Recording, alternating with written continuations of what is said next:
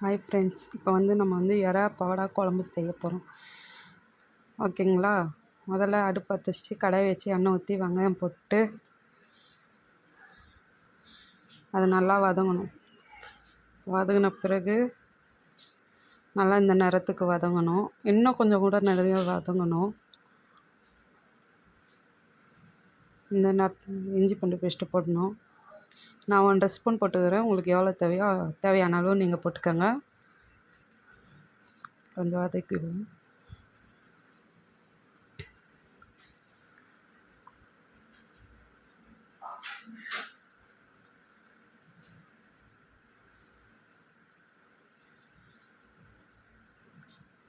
அப்புறம் எறா கழுவி மஞ்சத்தூள் போட்டு வச்சுருக்கேன்.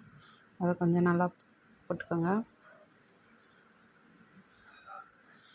எறா எண்ணெயிலே நல்லா வதங்கட்டும்.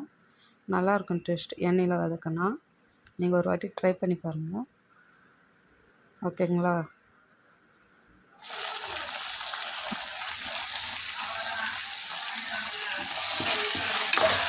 நல்லா இந்த மாதிரி நல்லா வதங்கணும்.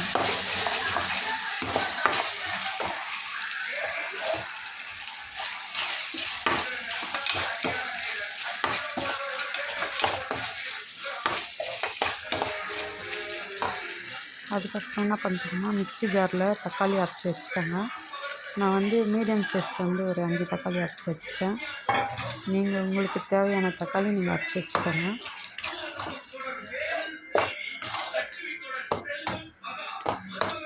மிக்ஸியில் அரைச்சி சேர்த்தா நல்லாயிருக்கும். ரொம்ப ஈஸியான குழம்பு தான், ரொம்ப கஷ்டப்பட தேவையில்லை. சரிங்களா?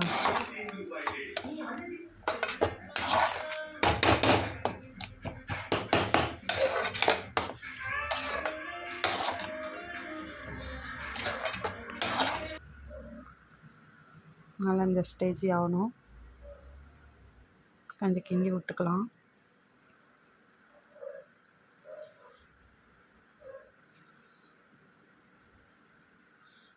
நான் இப்போ வெறும் சக்தி மிளகாத்தூள் தான் சேர்க்க போகிறேன். உங்களுக்கு காரம் எவ்வளோ தேவையோ அவ்வளோ சேர்த்துக்கோங்க. வேறு எதுவும் சேர்க்க தேவையில்ல. மஞ்சத்தூள் நம்ம எறா போடும் போதே இருந்துச்சுல்ல. ஓகேங்களா? உப்பு நான் போட்டேன், வீடியோ எடுக்க மறந்துடுச்சு, சாரி.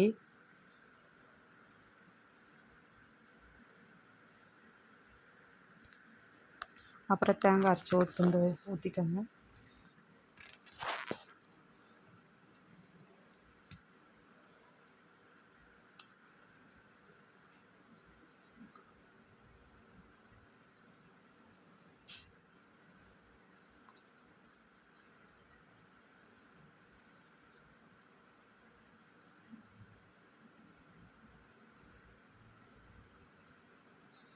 ரொம்ப திக்காக வைக்காதீங்க, கொஞ்சம் தண்ணியாகவே வச்சுக்கோங்க குழம்பு.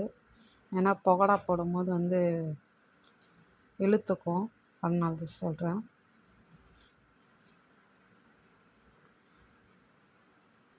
இப்போ மூடி போட்டு வச்சுப்போம்.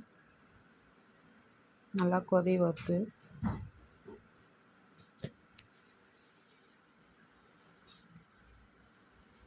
ரொம்ப ரொம்ப ஈஸி இந்த குழம்பு. நீங்கள் ரொம்ப கஷ்டப்பட தேவையில்ல. ஓகேங்களா? ஆனால் நல்லா டேஸ்ட்டாக இருக்கும். பாருங்க, கொதி வந்துச்சு குழம்பு.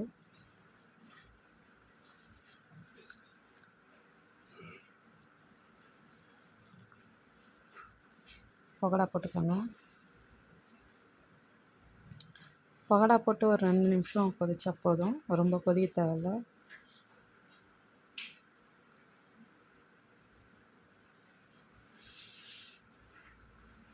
இந்த ஸ்டேஜில் என்ன பண்ணணும்னா, கொஞ்சம் கருவேப்பிலை கொத்தமல்லி கொஞ்சம் சேர்த்துக்கோங்க.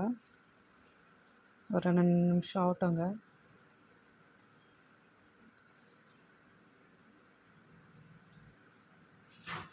இப்போ சேர்த்துக்கோங்க, கரெக்டாக இருக்கும். கருவேப்பிலை கொத்தமல்லி, வேறு எதுவும் வேண்டாம்.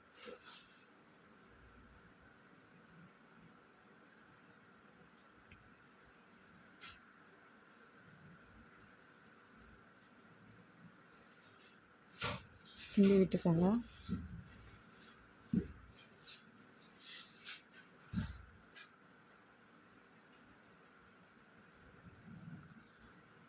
அவ்வளோதான்.